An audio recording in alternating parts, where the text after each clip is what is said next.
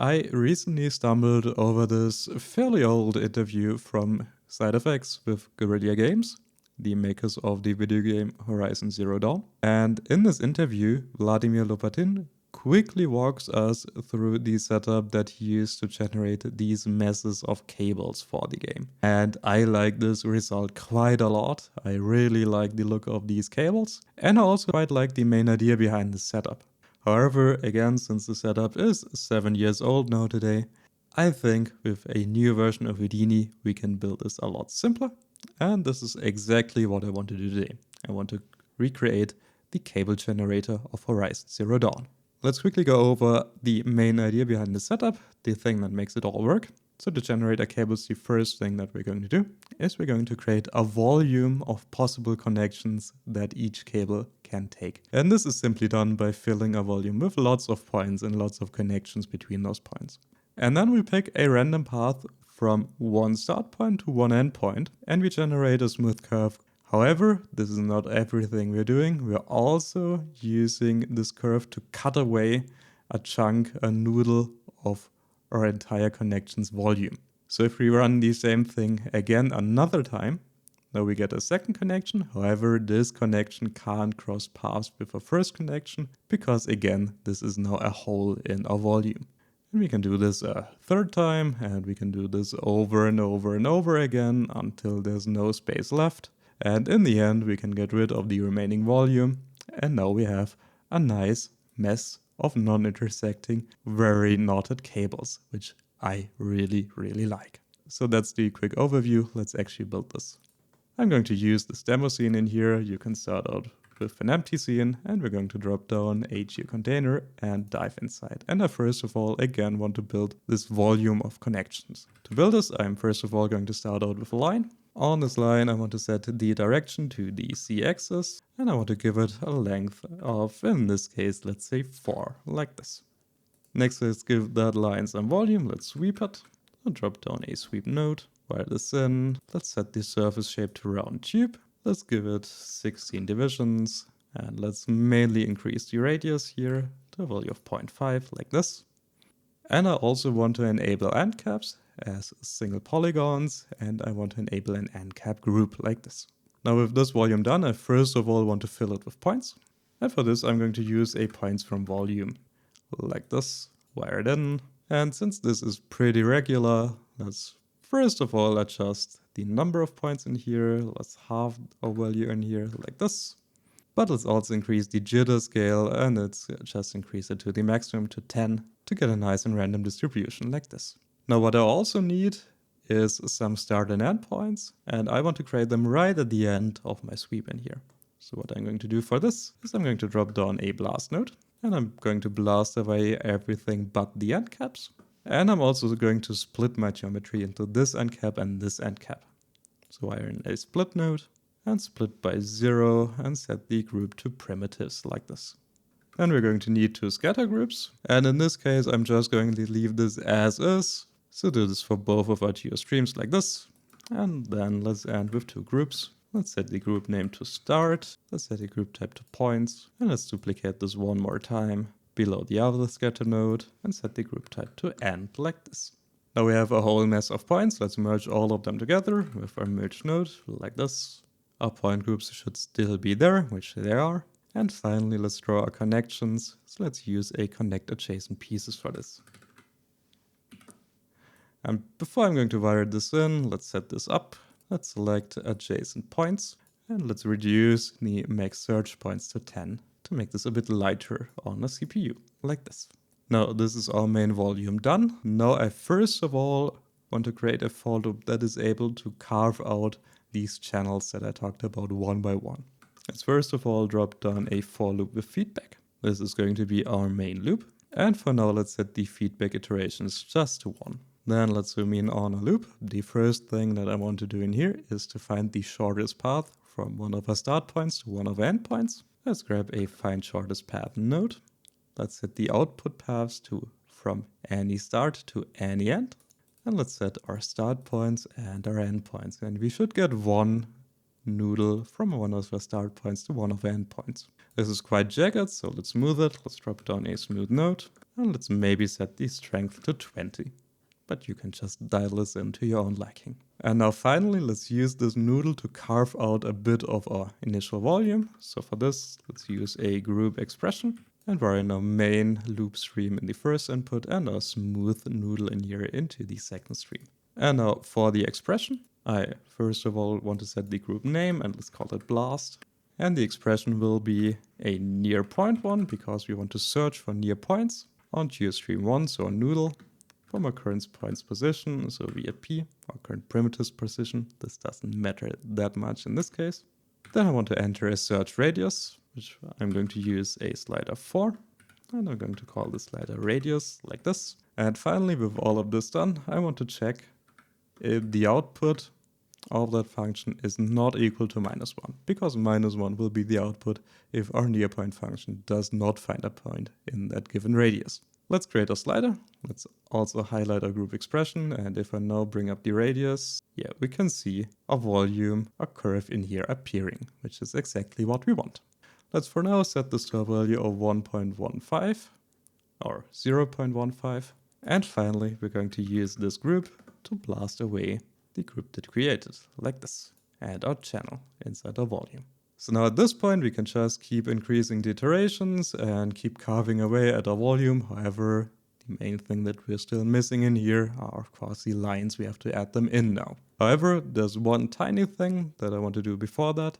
Let's set the iterations back to 1, because the shortest path generation gets a lot more interesting, a lot more random if we start to implement a cost attribute for those connections or for those paths that this node tries to find. And I want to set this equal to a noise. So below our connect adjacent pieces node, let's also drop in an attribute noise float. I'm going to leave all the settings in here as is, but I'm going to change the name to cost like this. And then in our find shortest path, I'm going to go to path costs and activate a point cost attribute. And again, we call this cost like this. And now all those paths will be a lot more squiggly and a lot more random. Now to get our curves back, the thing that we're actually interested in, let's actually modify our loop to make this work as well. So what I want to do in here, after we're done smoothing our path and going into a group expression, I also want to add this curve in here to a group. And I'm going to do this on a separate geostream. And let's call this group cables. Then after that, we can merge this into our main geostream with a merge node, like this. And let's make some room here. And then with our next loop iteration, I again want to filter out those cables. So let's make some more room in here. And again, drop down a split node. Wire it up like this. And I want to split by my cables group. And I want to invert the selection. So our points volume will be on this output and our cables will be on this output. And then finally, from our cables, I want to go all around my setup and again into the merge like this. So now if we adjust the iterations, as we can see, we get both our volume and our cables. And after we're done with a for loop, we can simply drop down another blast and blast away everything that is not in the cables group. And now we have our cables as an output. And of course, we can drop down a sweep node at the end, set the radius to round tube. And as we can see right here, we have some non-intersecting curves. Now we're getting closer to a finished goal here. The next thing that I want to add is to make all my lines have a non-uniform radii. And my main idea to implement this in the end is to basically, at the start of my loop, have an array of radii that I can simply work through. Every new loop iteration gets another entry of that radii array. And this, in the end, will set the thickness or the radius of one of our cables. So first of all, we have to create this array of radiuses or radii. And for this, I think there are multiple ways to do this very efficiently in Houdini. I think this is the quickest way that I found. I'm first of all going to drop down a line node. And this will basically be just there to create a bunch of points for me. And it should create as many points as we have loop iterations down here. So let's actually go to our repeat end. Let's copy the iterations parameter and let's paste it as a relative reference in the points count of our line like this. Then I want to delete the actual line geometry and just keep the points. So for this, I'm going to use an add sub. Then I'm going to use an attribute randomize to randomize a pscale attribute. And to actually see what I'm doing, I'm going to drop down a visualize properties node and in here enable points as spheres like this. Now to actually dial in or randomize p-scale, I want to set the global scale to a value of 0.15. I want to set this distribution to normal Gaussian. And I want to set a minimum limit, and I'm going to set this to a value of 0.1 like this. And now this gives me a range of p-scale values that I can work with. Now the first lines that I want to carve through my volume should be the biggest lines because they take up the most space. So I'm actually going to sort all my p-scale values and all my point numbers by that p-scale value. So for this, let's drop down a sort node, wire this in, and under point sort, let's select by attribute. And let's select our p-scale attribute, and let's also reverse the point sort, so our largest p-scale attribute is always at the top. And finally on that geostream, I can drop down an attribute promote, and I can promote my p-scale to a detail attribute, and I can set the mode to array of all, and change the name, let's say to p-scales, like this. And now finally, if I take a look at my geo spreadsheet, I now have an array of p-scale attributes. And I also forgot one thing in here. On my attribute randomize, I should set the dimensions down to 1, because p-scale is just a float. And now I have my array of values that I can now use inside of my for loop. So let's move this up. Let's first of all bring our p-scales attribute onto our main geostream. So let's move our for loop in here down a bit, and let's use an attribute copy. And let's bring over the p-scales attribute like this. And now the same attribute is on our main geostream. Then on my for loop, I want to get access to the current loop iteration. And I can create this by creating a meta import node like this. And I'm going to use this inside of a detail wrangle to grab my current actual p-scale value that I want to use. So wire it up like this.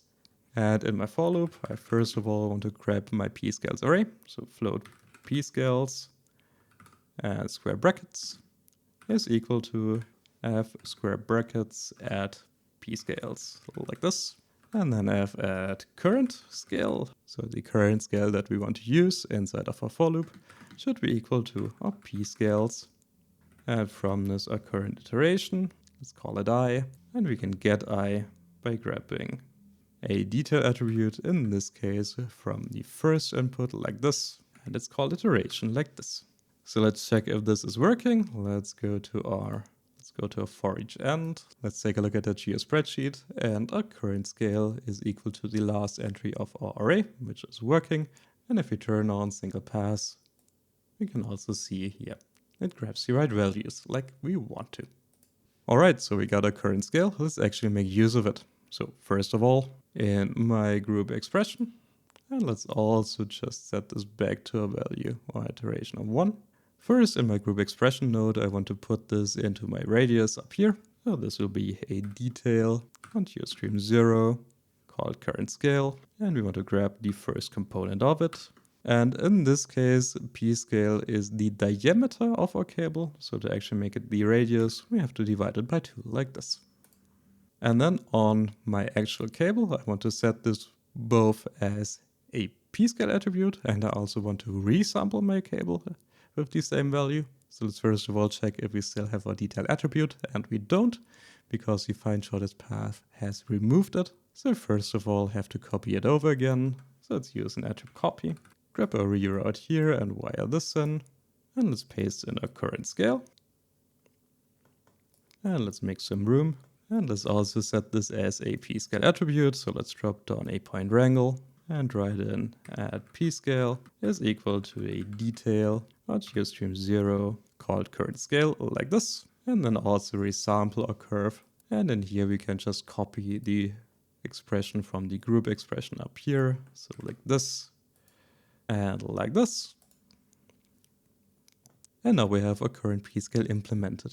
And also the only reason we are resampling here is because Vellum, if we want to sim this with Vellum, Vellum likes to have the segment length for a Vellum hair object to be the same value as the actual p-scale. Otherwise, if they don't match up, collisions might act weirdly. So finally with this done, we can go way down to our sweep node. We can increase the radius to 0.5 to get our actual size of our spline or our cable in here. And then again, we can go up with the iterations, and again, we get nicely non-intersecting cables.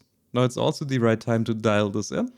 And the method that I found to dial this in is the easiest is to just take a look at the number of primitives, and as long as it's equal to the amount of iterations that we put in, we can go higher with this value. So maybe let's try 15, some more, 20, some more, 25, some more, let's try 30 maybe, 35. Yeah, I think let's leave it at 35. I think this is looking really, really nicely for us.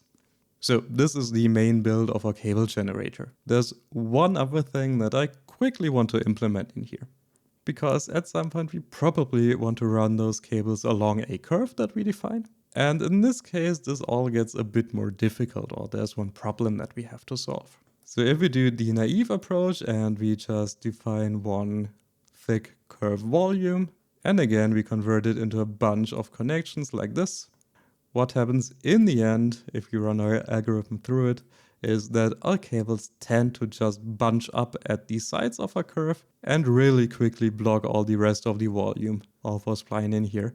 And so we just get really few curves in the end along our main spline curve. So I want to build this a bit differently in this case.